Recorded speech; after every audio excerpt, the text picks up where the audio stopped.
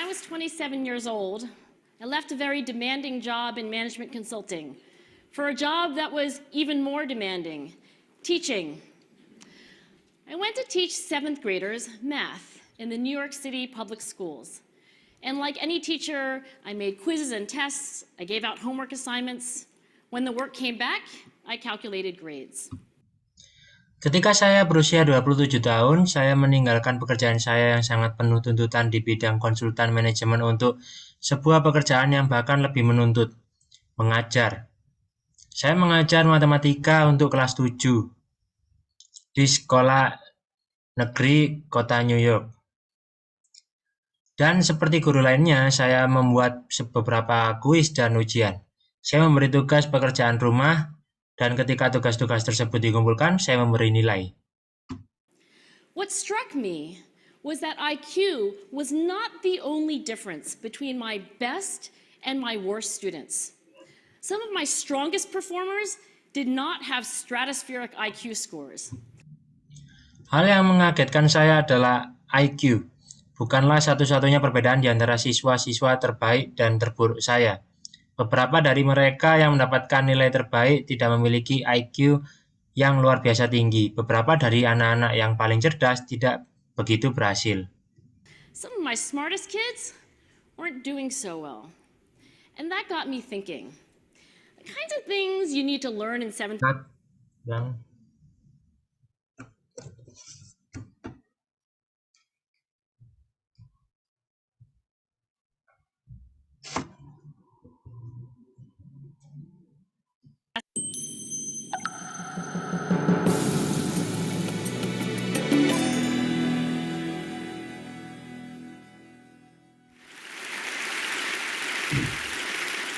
When I was 27 years old, I left a very demanding job in management consulting for a job that was even more demanding, teaching. I went to teach 7th graders math in the New York City public schools. And like any teacher, I made quizzes and tests, I gave out homework assignments. When the work came back, I calculated grades. Ketika saya berusia 27 tahun, saya meninggalkan pekerjaan saya yang sangat penuh tuntutan di bidang konsultan manajemen untuk sebuah pekerjaan yang bahkan lebih menuntut, mengajar. Saya mengajar matematika untuk kelas 7 di sekolah-sekolah negeri kota New York. Dan seperti guru lainnya, saya membuat beberapa kuis dan ujian. Saya memberi tugas pekerjaan rumah dan ketika tugas-tugas tersebut dikumpulkan, saya memberi nilai. What struck me was that IQ was not the only difference between my best and my worst students. Some of my strongest performers did not have stratospheric IQ scores. Some of my smartest kids weren't doing so well. Hal yang mengagetkan saya adalah IQ, bukanlah satu-satunya perbedaan di antara siswa-siswa terbaik dan terburuk saya. Beberapa dari mereka yang mendapatkan nilai terbaik tidak memiliki IQ yang luar biasa tinggi. Beberapa dari anak-anak yang paling cerdas tidak begitu berhasil. And that got me thinking. The kinds of things you need to learn in 7th grade math, sure, they're hard. Ratios, decimals, the area of a parallelogram. But these concepts are not impossible. And I was firmly convinced that every one of my students could learn the material if they worked hard and long enough. Dan ini membuat saya berpikir, beberapa hal yang perlu Anda pelajari di matematika untuk kelas 7 tentu saja sangat sulit. Perbandingan, desimal, luas janjar genjang. Tapi konsep-konsep ini bukannya tidak mungkin, dan saya sangat yakin bahwa setiap murid saya dapat mempelajari materi tersebut jika mereka bekerja cukup lama dan keras. After several more years of teaching, I came to the conclusion that what we need in education is a much better understanding of students and learning from a motivational perspective, from a psychological perspective. In education, the one thing we know how to measure best is IQ. But what if doing well in school and in life depends on much more than your ability to learn quickly and easily?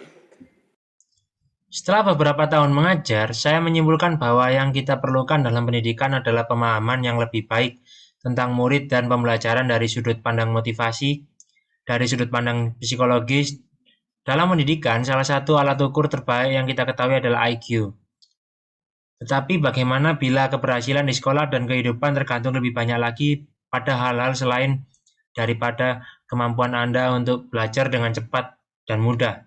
So I left the classroom and I went to graduate school to become a psychologist. I started studying kids and adults in all kinds of super challenging settings. And in every study, my question was, who is successful here and why? My research team and I went to West Point Military Academy. We tried to predict which cadets would stay in military training and which would drop out.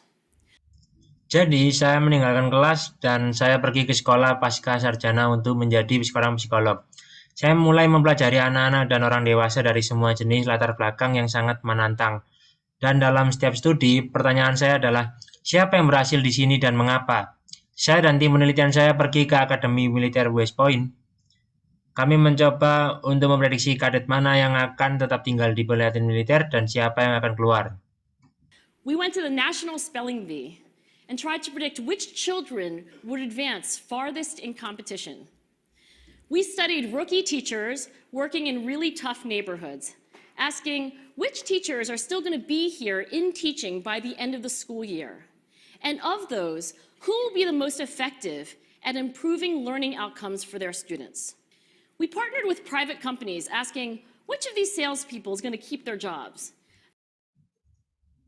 Kami pergi ke National Spelling Bee dan mencoba memprediksi anak-anak mana yang akan maju terjauh dalam kompetisi. Kami mempelajari guru-guru baru yang bekerja di lingkungan yang benar-benar sulit dan bertanya guru-guru mana yang masih akan tetap mengajar pada akhir tahun ajaran sekolah dan siapa di antara mereka yang paling efektif dalam meningkatkan hasil pembelajaran bagi siswa mereka. And who's going to earn the most money? In all those very different contexts, one characteristic emerged as a significant predictor of success. And it wasn't social intelligence, it wasn't good looks, physical health, and it wasn't IQ. It was grit. Kami bermitra dengan perusahaan-perusahaan swasta dan bertanya siapakah di antara staf penjualan yang akan tetap bekerja dan siapa yang akan menghasilkan uang paling banyak. Dalam semua konteks yang sangat berbeda itu, sebuah karakteristik muncul sebagai prediksi keberhasilan yang signifikan dan penting. Dan hal itu bukanlah kecerdasan sosial, itu bukanlah penampilan menarik, kekuatan fisik, dan bukan juga IQ. Hal itu adalah tekad. Grit is passion and perseverance for very long-term goals.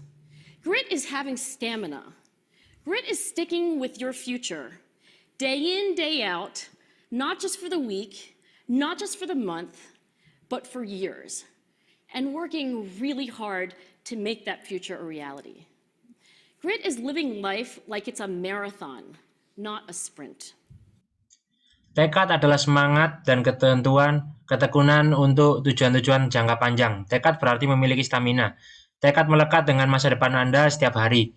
Bukan hanya selama seminggu, bukan pula 1 bulan, tapi untuk bertahun-tahun dan bekerja keras, benar-benar keras untuk membuat masa depan itu menjadi kenyataan. Tekad adalah menjalani hidup seperti sebuah pertandingan lari maraton, bukan lomba lari jarak dekat. A few years ago, I started studying grit in the Chicago public schools. I asked thousands of high school juniors to take grit questionnaires, and then waited around more than a year to see who would graduate.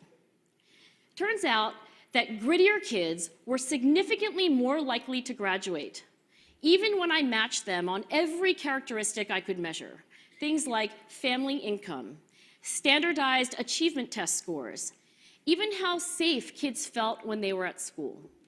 So it's not just at West Point or the National Spelling Bee that grit matters, it's also in school, especially for kids at risk for dropping out. To me, the most shocking thing about grit is how little we know, how little science knows about building it.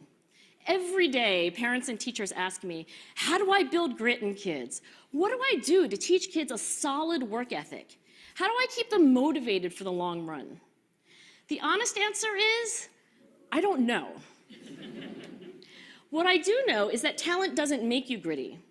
Our data show very clearly that there are many talented individuals who simply do not follow through on their commitments. In fact, in our data, grit is usually unrelated or even inversely related to measures of talent. Beberapa tahun yang lalu, saya mulai mempelajari tentang tekad di sekolah-sekolah negeri Chicago. Saya minta pada ribuan siswa SMP untuk mengisi kuesioner tentang tekad. Kemudian menunggu 1 tahun lebih untuk melihat siapa yang akan lulus. Ternyata anak-anak yang lebih bertekad akan jauh lebih mungkin untuk lulus, bahkan ketika saya mencocokkan mereka dengan setiap karakteristik yang saya bisa ukur. Hal-hal seperti pendapatan keluarga, nilai ujian pendapatan standar, bahkan beberapa rasa aman anak-anak ketika mereka berada di sekolah. Jadi tidak hanya di West Point atau National Spelling Bee, tekad itu penting. Hal ini juga berlaku di sekolah, terutama pada anak-anak yang beresiko putus sekolah. Bagi saya, hal yang paling mengejutkan tentang tekad adalah betapa sedikit yang kita ketahui, betapa sedikit yang ilmu pengetahuan diketahui tentang membangun tekad. Setiap hari orang tua dan guru bertanya pada saya, bagaimana saya membangun tekad pada anak-anak? Apa yang harus saya lakukan untuk mengajar anak-anak itu kerja yang kuat? Bagaimana cara menjaga mereka untuk tetap termotivasi dalam jangka panjang? Jawaban yang jujur adalah saya tidak tahu. Apa yang saya ketahui adalah bahwa bakat tidak membuat Anda memiliki tekad. Data kami menunjukkan dengan sangat jelas bahwa ada banyak individu-individu berbakat yang tidak mengikuti komitmen mereka. Pada kenyataannya, dalam data kami, tekad yang biasanya tidak berhubungan atau bahkan berbanding terbalik dengan besarnya bakat. So far, the best idea I've heard about building grit in kids is something called growth mindset. This is an idea developed at Stanford University by Carol Dweck, and it is the belief that the ability to learn is not fixed, that it can change with your effort. Dr. Dweck has shown that when kids read and learn about the brain and how it changes and grows in response to challenge, they're much more likely to persevere when they fail because they don't believe that failure is a permanent condition. Sejauh ini, ide terbaik yang pernah saya dengar tentang membangun tekad pada anak-anak adalah sesuatu yang disebut pola pikir yang berkembang. Ini adalah sebuah ide yang dikembangkan di Universitas Stanford oleh Carol Dweck, dan itu adalah kepercayaan bahwa kemampuan untuk belajar dapat berubah, bahwa hal itu dapat berubah dengan usaha Anda. Dr. Dweck telah menunjukkan bahwa ketika anak-anak membaca dan belajar tentang otak dan bagaimana otak berubah dan berkembang dalam menanggapi tantangan, mereka cenderung lebih tekun saat mereka gagal, ketika mereka tidak percaya bahwa kegagalan adalah kondisi permanen.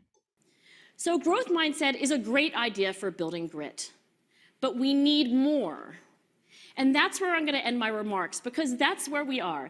That's the work that stands before us.